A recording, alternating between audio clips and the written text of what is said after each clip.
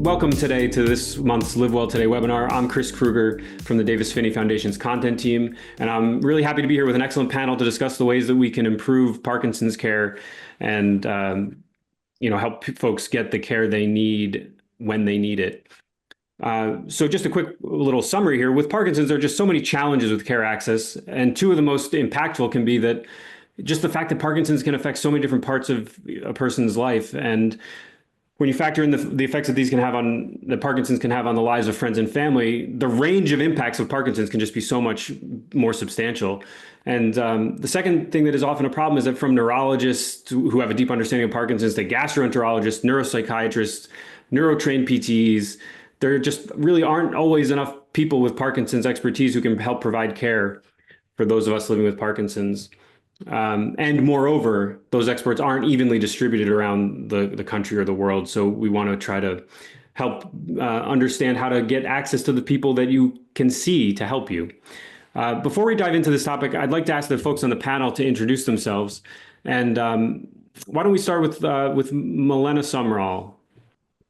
Hi, my name's Milena Sumrall. As he said, I was a care partner for my husband who had Parkinson's disease dementia for 15, had the Parkinson's for 15 years. And so I've been involved in lots of different ways now trying to support the palliative care model for working with Parkinson's. All right, great. Thanks, Mona. And Adrian, why don't you give us a sense of where you're at and what your story is? You bet. Hi, everybody. My name is Adrian Doobie. I live in Anchorage, Alaska. I was diagnosed with Parkinson's disease 5 years ago, actually, as of Monday.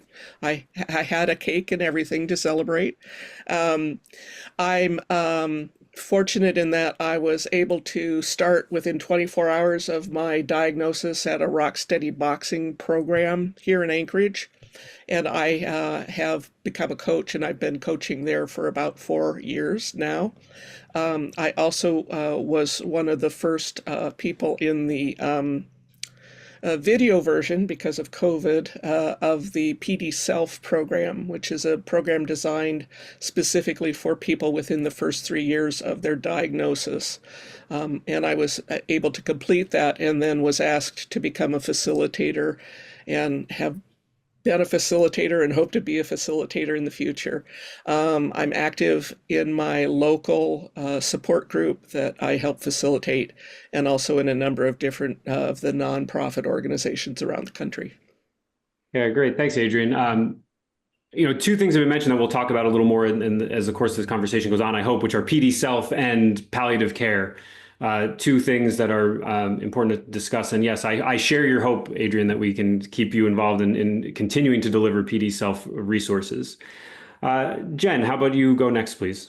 Hi, I'm Jen Corcoran. I'm a movement disorders neurologist, actually practicing, though, in a neuropalliative care clinic at the University of Rochester in upstate New York. And I both see patients with Parkinson's and other movement disorders, and I also do research that's oriented or research at the intersection of palliative care and movement disorders and Parkinson's disease. Great, thanks. And Larry. Hi, everybody. My name's Larry Linton, and I live in Canada. I'm representing Canada this morning, and it's actually my birthday today, and I haven't had a slice of cake yet. I have been practicing corporate immigration law for the past 30 years and recently launched my own coaching business to assist people with Parkinson's going through the disclosure dilemma, as I call it, accommodation requests and everything of the impact on a career with the disclosure. Happy to be here and look forward to contributing and learning. Thank you. Well, happy birthday, Larry. I wish we had a way to make everybody sing or to invite everyone to sing you happy birthday, but I think that might be out of the realm of the Zoom capacity for this call. So we'll all have to sing it to you in our own private way, because I'm not doing it and I'm not asking the rest of the panelists to do it, because everybody would leave. Wendy, please give us a sense of where you're at and what your story is, please. Hi, I'm Wendy Cernick, and I'm a semi-retired nurse. I've worked in various parts of nursing, but the most recent one was a movement disorders neurology in an outpatient clinic in Colorado. And we started a neuropalliative clinic there 12 years ago, 13 years ago. We did that for about 8 years. And then after that, I did semi-retire. I'm working in neuropalliative research right now, and I live in a rural upstate Idaho. So I'm here for any rural questions that people might have on access to care. All right. Well, as you can see, we have a group of folks on this call that have a wide range of experience of Parkinson's. And I should add, because it might become relevant, that I also live with Parkinson's. I was diagnosed in 2020, and I've probably had symptoms since 2014 or so. Okay, so let's get started. I'm going to ask Jen a question to start us off. I think a lot of the folks in the audience are going to be aware of the need for a care team. But to set the stage for the conversation, can you just say a little bit about why only having a PCP or a general neurologist may not be optimal for a person living with Parkinson's? And basically just why would we want to have a care team? What's the importance of that for us as we live with Parkinson's? Yeah. So sort of like two things in there, sort of why a movement disorder specialist, and also like why do you need a care team? And I think maybe I'll start with why a movement disorder specialist is nice to have, though not always accessible. I think, I did a general neurology round of clinical training before doing a movement disorders fellowship. And you just like don't get nearly, I think most people are really not getting nearly the exposure that they need to management of or a treatment of people with Parkinson's disease. Just during general neurology training, you're seeing people with a lot of other different neurological issues as well. You may not, just because of the length of training, really ever get to see someone through the different phases of the disease, and might not be the most comfortable with some of the medication options out there, non-medication approaches to symptoms. It may also not be the most comfortable identifying someone who might be eligible for an advanced therapy like deep brain stimulation, right? There's usually a window where people may be a candidate, and that window can close. And if we miss the window, we missed it. And then primary care providers don't, by definition, aren't getting neurology training at all. They do, different specialties to become a primary care provider, and they really might not have a lot of experience treating Parkinson's disease. So I worry about symptoms not being adequately addressed, symptoms being misidentified, or people not getting the best options for their care.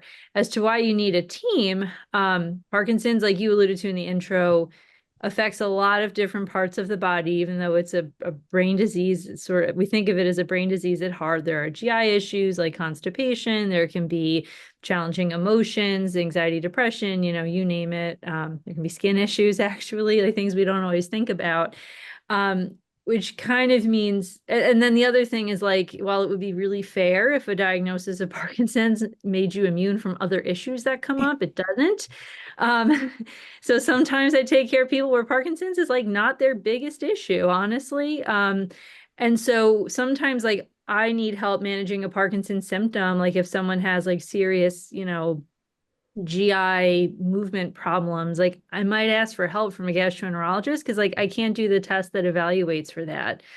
And then sometimes I might need help, like, is there something else going on here? I don't want to miss like a new non-Parkinson's related GI specialist. So it takes a lot of nuance and communication. Like I need to be able to tell them, I don't think this is a purely Parkinson's related GI issue, and here's why. And they might need to be able to tell me like why they do or do not see a separate GI issue. Right. So that is that's a nice sort of groundwork for the conversation we're going to have. I think I just want to draw attention to the fact that we're going to look at this question of how do we know when to see which person and how do we orchestrate that care. I think that's one of the primary things we want to talk about. I could certainly speak to that, but also happy to like let some of the other panelists chime in with their like lived experience. All right, go ahead, Jen. Sure. So I think like I always tell my patients, the people I'm taking care of, like it's complicated, and a lot of other doctors, when they hear Parkinson's disease, honestly will tell you to see your neurologist. So I have sort of just accepted that a big, and sort of embraced that a big part of my role is sometimes just helping to decide like, is this Parkinson's disease or not? And I'm totally fine sort of trying to triage and like think about what's in the differential. If, I keep coming back to GI stuff as I feel like it comes up all the time, like When is this Parkinson's related constipation that's very common, I feel comfortable treating it, versus like when is there something that red flags to me that this is not typical. Like, I don't, making this up a little, well, not making it up, but I'm just spitballing here. But like, if something was really like abrupt in onset, like that would make me very, like, that's kind of weird. That would make me very concerned that there's something else. Like, is there something obstructing someone's GI tract or something? So I really don't mind being sort of like trying to be an interpreter and trying to help give people advice about where they might want to go. If I think that something is not Parkinson's related and out of my wheelhouse, where I might not be the right doctor for that issue. And I give, I'm happy to facilitate referrals, place them myself.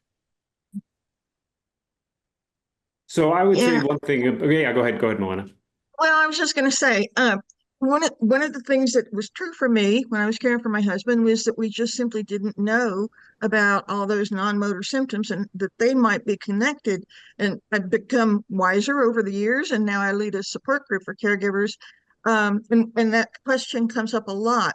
When they talk about a symptom that they've got that they don't understand, what should I do? And I almost always tell them at least check with the neurologist first and let them figure out whether it's related or not, and if so, do they need to coordinate? Yeah, that's basically very closely connected to what I was about to say, which is that I think it's important to note that you may have a primary person providing your Parkinson's care who doesn't take the approach that Jen takes and who doesn't respond very well if you reach out to them. And I would just encourage you to think, if that's the case, you might, this is so hard to say, I hate to even say it, but it might be worth thinking about whether you're seeing the right person, because so many questions need to be, it's hard to know what's Parkinson's and what's not sometimes. Sometimes it's easy, sometimes it's not. And if your primary Parkinson's provider is not helping you with that question, it can be even more challenging. And we don't need more challenge when we're living with Parkinson's, at least not from my perspective. I'd rather have less challenge. One of the things yeah. that I run into is that often other people in my care team, at least initially, other practitioners within my care team, really didn't have a background in Parkinson's. And so it almost turned into an opportunity for me to educate my other care team practitioners about what Parkinson's means. I remember going into my dermatologist for my annual check, and I said, well, I've got Parkinson's. And she said, oh, that's interesting. And I said, no, it's more than interesting. And I pulled out some information, which I'm sure was very annoying. But I said, there is a link between Parkinson's and melanoma, and you need to be aware of that because you're treating me as a Parkinson's patient. Yeah, so that's an important thing too, that you can do that work. If you are not comfortable as a person with Parkinson's taking that step, first of all, it might help to pursue some study and some work with self-efficacy, because that's part of that. We'll talk about that a little later, I think. But also, if you don't feel comfortable doing that, it's worthwhile to think about asking for somebody in your care team to help with that.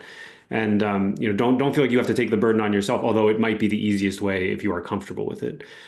So that's a nice way to phase into the next point of sort of the challenges of building a care team and finding access to care, which is, if you live in a relatively urban area, or if you have care providers near you, which I think thankfully many of the people in the live audience today do, you may not have that much of a challenge in finding care that you need, whether it's with a gastroenterologist or some other provider. But if you're in a rural area, a more remote area with fewer practitioners, maybe that's not as easy. So maybe Adrian and Wendy, maybe you might have something to say about how your experience in that in those more challenging environments with sort of a lower density of care.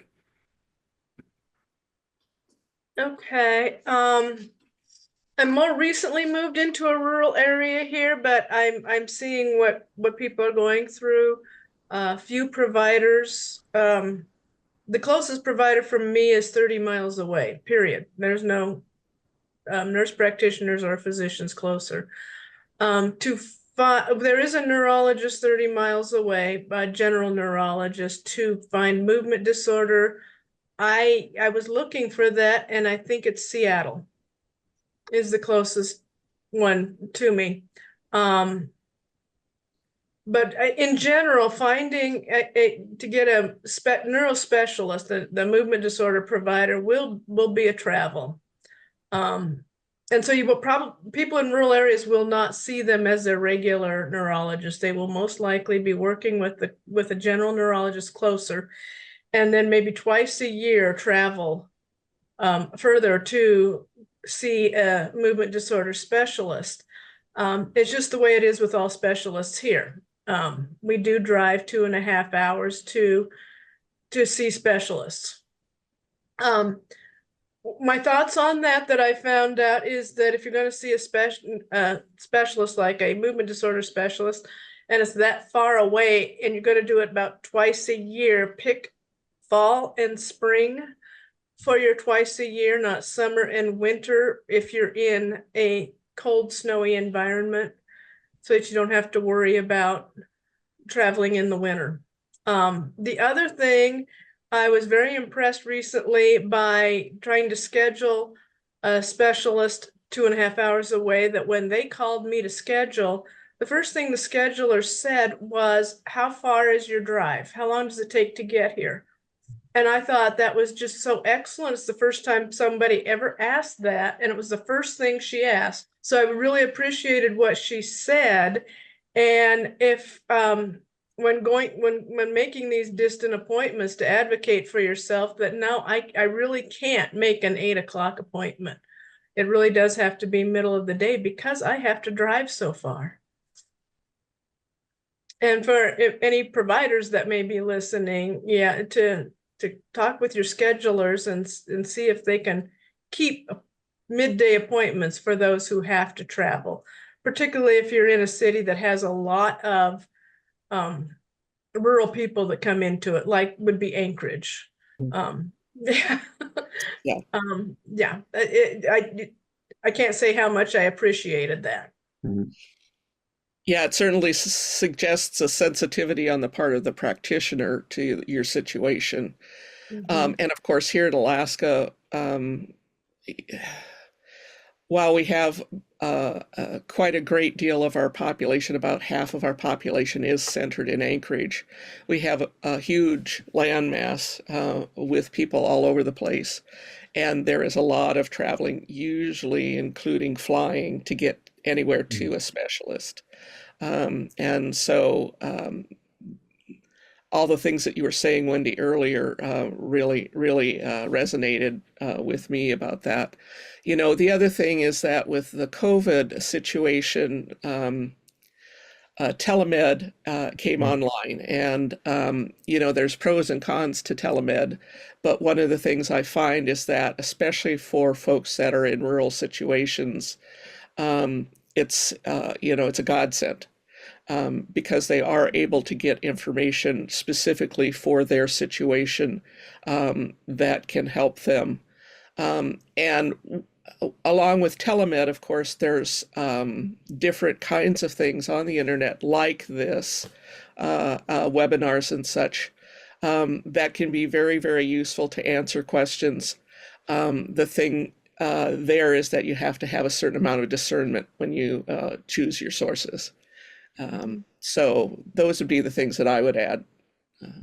Yeah, all right, thanks. I want to add one other little note here, which is that, you know, Wendy, you mentioned that the closest movement disorder specialist may be Seattle, but I just want to draw attention to, you can be a little creative about this too and think, well, maybe I don't need to go to Seattle to the nearest one. Maybe I have a family member I want to visit in Texas, and I know I'm going to Texas once or twice a year, and make that appointment with somebody in Texas because you're going there anyway.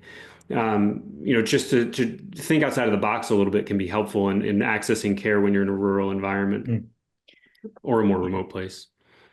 I've been listening to this, and really, if I close my eyes, you could be talking about Canada, because some of those challenges are exactly the same in terms of access to care, the travel. There's a cost.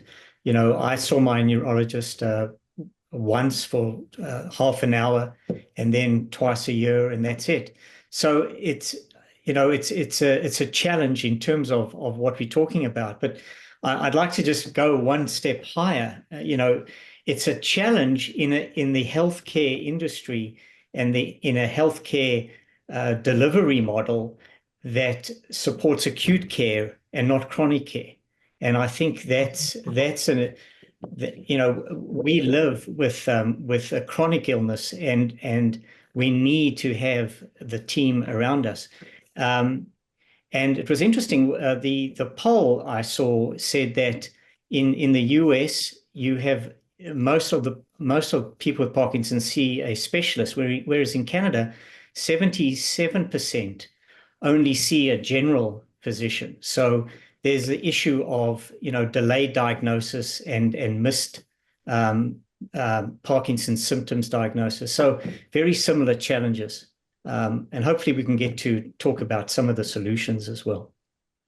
Yeah, I think we're nearing that point where we'll start to talk about some of the ways that we can work around some of these issues. I want to draw attention to the fact that someone in the chat just mentioned that this sounds fairly specific to the U.S., and I think it's true that largely we are talking about things in the context of the U.S. healthcare system, although as Larry just said, it's relevant in Canada as well. Before we jump into solutions, I just want to ask Milena if there's any particular challenges that you think the care partners have in this regard. I mean, obviously one thing is that care partners have to help the person that they're caring for, their person with Parkinson's, and they also have to take care of their own care. So do you have any insight into that circumstance, Milena? Yeah, I think one of the things that we have to recognize is that this may be a person's first experience with a progressive disease. And if that's the case, then we're kind of used to the usual model where if it's you're taking your husband to the clinic or whatever, it's mainly for them. And so we kind of hold back when we go to the doctor's office if it's a neurologist, and just sit there and think, well, okay, I'll take care of my husband and make sure his needs are met. So we and patients do that too. Sometimes they will hold back in terms of what they're willing to admit to their doctor, right? So I think being honest and in communicating is important, but that requires that you have some knowledge about it too. So, you have to have knowledge about what things you need to bring up, like it's already been talked about, and then you have to feel empowered to bring that up and mention it to people when you're worried about it. And even if we have a need to share our concerns, we may not do so because there are things that we don't want our partner to hear. So, and that works both ways too. Sometimes the patient won't want to say anything during an appointment. I know sometimes that can be solved by separating the two during an appointment. That's not always feasible, I know, in a clinic, but there needs to be ways to communicate those things without being in front of each other if that's an issue. And then the other thing is, just as the disease progresses, it gets more and more difficult to care. You go from being kind of the couple that you always were to being to a point where the caregiver is doing almost everything, and it's quite overwhelming. So you may find yourself reluctant to try to take on a lot of different appointments, especially if distance is a problem. And you're basically living day by day, so your energy level is kind of low, and you may not even have time to analyze the kinds of things that you need. And another thing that I think kind of plays into this is isolation. Your community sinks. It happens as you go on, right? So there are fewer opportunities for your friends, family, whoever, to notice what's going on with you. And, maybe they see things in you that you don't. They're willing to talk about that if you've still got those connections. So it just becomes harder to identify your needs and your expectations. And when that's a blur, we can't determine the kind of help we need. So it's important to have people that can walk us through that. And I think, working with a clinic that's willing to do that is huge. Yeah, so when you were speaking, I thought of two things. And the first thing is that, I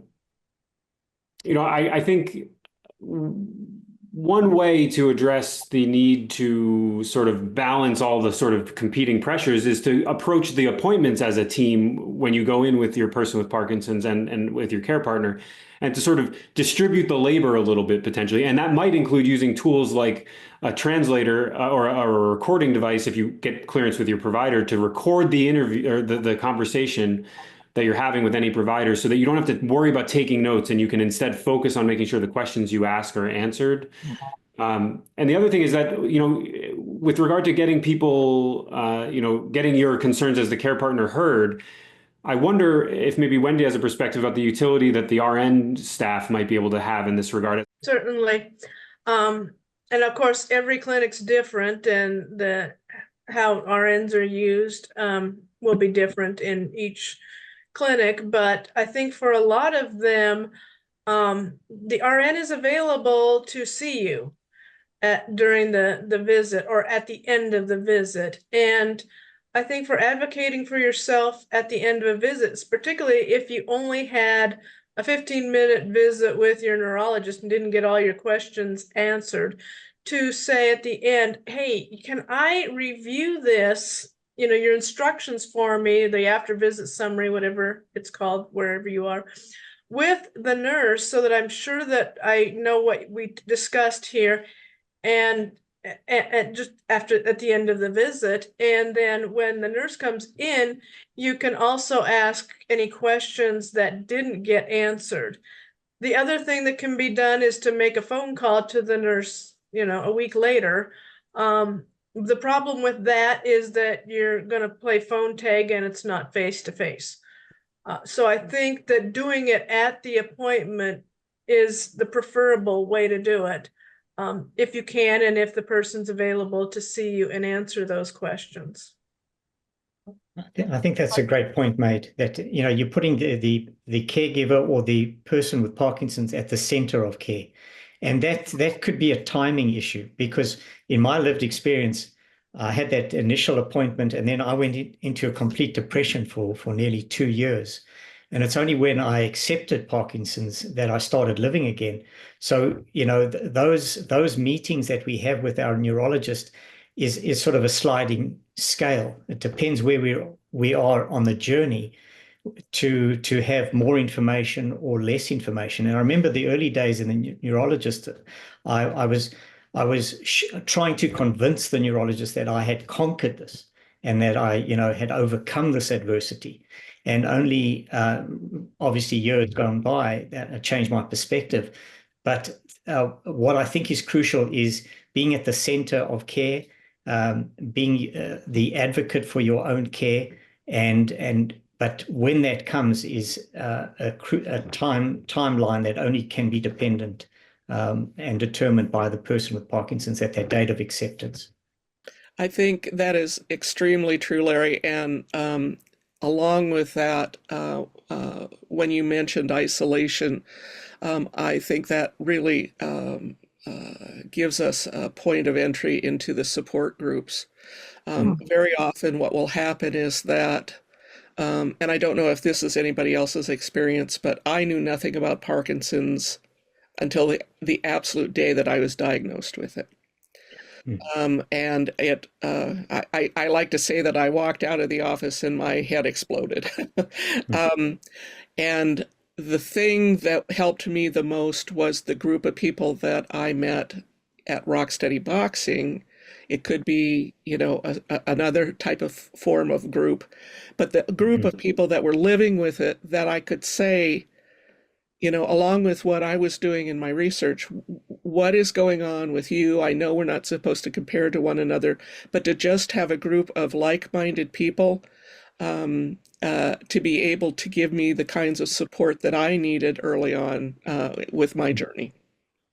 Yeah, it took me 5 years to get to a support group, and I wish I would have had the time again, because I felt comfortable sitting down at that meeting the first time. And before then, I was trying to do all the research myself and didn't know what I was doing. So, support groups are great. Yeah. So one thing that's great about a support group is that you can hear from people in your area as to how they're solving their care access needs. but you still need to make sure and they can also give you tips on how to plan for your appointments. But I wonder if maybe that's one thing that we can sort of transition into talking about some solutions to these issues. And I wonder if maybe, Jen, you can talk a little bit about how we can prepare better for our appointments, and how we can, there's a question in the chat that I want to draw specific attention to, which is how can we make sure that our providers are communicating together if we're seeing multiple subspecialists or something to that effect. So can you just offer some insight into that, please, Jen? I think that, like, unfortunately, like, I've been looking at some of the chat comments. I think, like, sort of the theme, the one way I would summarize some of the comments about like wait times and short appointments is like time is our most precious commodity. And to be honest, the shortage of physicians is not getting better tomorrow. And we have to split our time between new patients and follow-ups. And it's just, right, more time for longer follow-up visits would mean longer new patient wait time visits. And I don't have a great answer for that. So efficiency kind of becomes the name of the game if that's possible. I realize that Parkinson's can cause speech and cognitive changes that don't always make that super feasible. But when people are able, coming with your list of things to talk about, and that can include, like alluding to an earlier conversation, that can include, I have a symptom, I want to run it by you if this is Parkinson's or not, is a helpful thing. If you just say, here's a 30-minute, follow-up visit for someone with Parkinson's, there's like 600 questions I could ask because there's so many things that can come with Parkinson's. So like if you can help, and there's probably things I will, if I'm prescribing medication, I do feel a little obligated to at least ask you if it has side effects, just because that feels like a responsible thing for me to do if I'm prescribing something. But otherwise, like, just help me know like what's on your mind today and what's bothering you. That can entail a little bit of research. Our Movement Disorder Center has a pretty extensive review of symptoms form for follow-up visits, which I think can be helpful in just helping people know, like, you're probably not having all of them. So almost no one ever does, but what is in like the spectrum of things we could talk about and address. But I think like coming with your list, if you're not already doing that, is helpful. If you really want time away from a care partner, or if or vice versa, a care partner wants to talk to us alone, there's a way you can say that at the front desk or send a patient portal message. Sometimes like people have done that, like, I'm concerned about my loved one driving. Here's my, sort of behind the scenes message to you that we need to talk about this sticky issue, or might have to separate people. That's very helpful. In terms of communication, there is no national health record system, and that makes this very difficult. It is very easy for me to communicate with people within my medical system that I work in, which is expanding all the time and could be an upside to health systems sort of consolidating. But if someone I take care of a lot of people in rural New York, where I might be the only university doctor they see. Let me know if there's someone specific that my note needs to go back to, because that doesn't automatically happen. We will have to, hunt down like the fax number potentially for an office, and that's just not an automatic function. If there's someone that if you're, say, struggling with, people can have blood pressure drops from Parkinson's disease, and some heart medications can make that worse. So if you see like, a cardiologist I don't necessarily know about for blood pressure issues or heart rhythm issues, like, let me know and I will get my note to them. And I may also document differently. Like if I'm following up on something and I'm going to see you in 2 months, I just need the note to reflect what happened today so I remember what happened the next time I see you. But I'm also happy to write a more educational note to an outside specialist, like saying, I anticipate that as Parkinson's progresses, we'll need to dial back blood pressure medications to avoid dangerous low blood pressure, blah, blah, blah. Like I'm happy to write that. I just need to know that that specialist exists and who they are, so we can figure out like how to get the note to them. I hope that helps. Yeah, so you just said two important things, I think. The first, well, more than that, but two that I want to draw specific attention to, which are that we might come with a huge list of concerns to our appointments, and that's going to be hard to avoid. But it might be important to triage that list yourself as the person going to the appointment, to say, so you can go into the appointment and say, this is what I really need to make sure we talk about today. These 2 things, these 3 things. And then if you can get the rest of them addressed, that's great. But I think making sure you're coming in with a list that is actually organized so you can get the things addressed is important.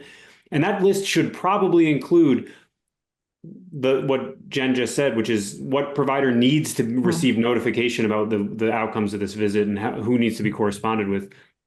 I know I have never done that. And that's a great tip that I should really be doing. One of the things that I do at every appointment that I go to with my specialist is I have 3 things in my hand.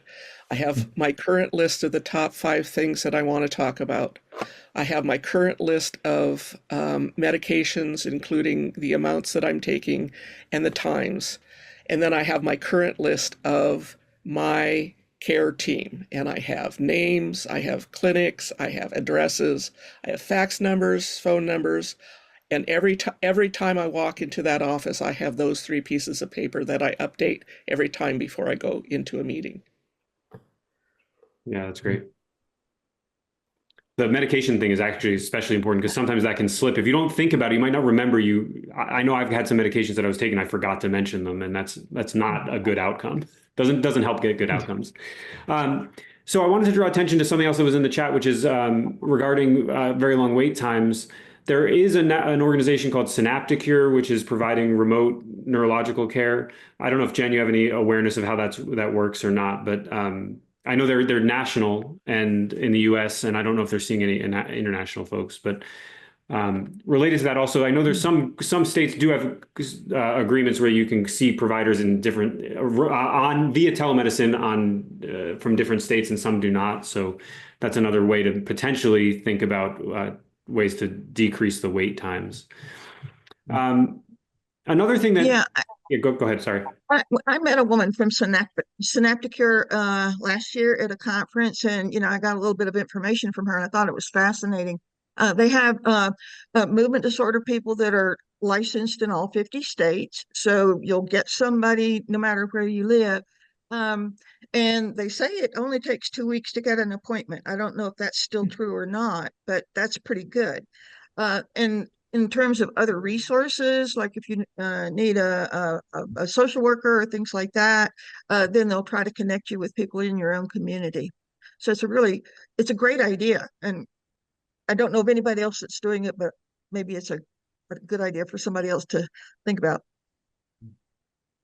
So one other thing I wanted to draw attention to that I think some folks on this panel have some awareness of is the way that a clinical trial, participating in a clinical trial, even an observational trial, might be a way to get yourself more frequent connection with expert providers. Yeah, I can talk about the COPE PD study that's ongoing right now, and the purpose of the study is to train general neurologists in the community how to implement palliative care in their practice.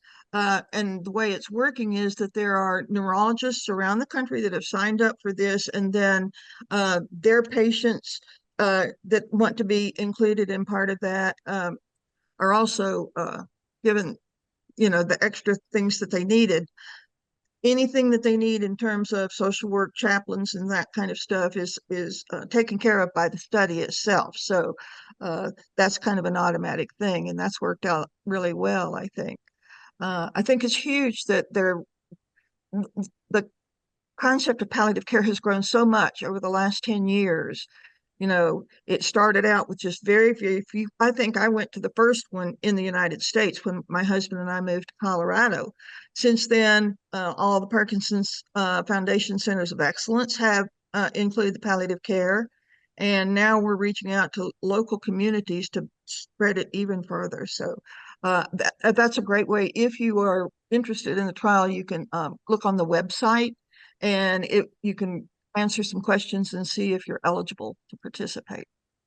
Yeah, and I think Everett is going to put the link to that, the COPE PD trial in the chat. There's also the Persevere study, which is being run by Jory Fleischer, which might be relevant to some folks about improving their access to care. That's a pretty big study as well. Anything else on trials? Anybody have any other insights about that? I'm part of the COPE PD study. I'm the nurse. There's 2 nurses. I'm the one that has most of the time for talking to the patients and their care partners for the COPE PD study. It's done via Zoom or telephone calls, if Zoom's difficult for some people. As the nurse, I call about every 3 months while they're in the study. And so they get access to nurses' conversation with them also. It's just, yeah, it's one of the studies that's out there that can be helpful. And yes, I've seen other studies where people can, depending on what they're studying, you can learn a lot and get more care on that subject. Like maybe it would be fatigue. I know that University of Colorado had done a study on fatigue, and so that part of the study you can get extra care on, or get extra information on that part of what you're dealing with. So, a lot of the ways that we've talked about tips for sort of navigating this landscape of access to care relates to people taking initiative. So I wonder if, Adrian, you can comment a little bit about self-efficacy, and if anybody else wants to chime in as far as tips for how to just advocate for yourself and give yourself the best chance to succeed in your care journey with Parkinson's. I'd love to hear that as we sort of round out the conversation. So, Adrian, can you give some sense of what self-efficacy means to you and how that can be important? You bet. I think self-efficacy is the most important thing for folks with PD to embrace as a way of feeling that you still have control over your life. Self-efficacy is about acknowledging that you can affect the outcomes of experiences by what you do and say. And one of the things, as I was preparing for this webinar, one of the things is that I realized is that self-efficacy really starts with self-awareness. Being a person on the Parkinson's journey, not in a hypochondriac way, but you need to be aware of what is going on in your body, in your mood, in your social relationships. You need to be more attentive to yourself than you may have been in the past. And the other thing about that is for you to, in some way, keep a record of that to help you develop your list when you go to the doctor. So, if you're getting ready to go to an appointment and it's, a week away, the things that are on the top of your mind may not be the most important issues that you need to be dealing with. But if you're keeping some sort of a journal or a record of what's going on, you can look over since the last appointment and say, oh yeah, okay, well, the constipation is the issue that I really need to put to the forefront. The other thing about self-efficacy is that it's an ownership issue. And Larry, when you talked about early on that you had at the beginning some issues of you were going to conquer this disease, and you that was kind of the feeling.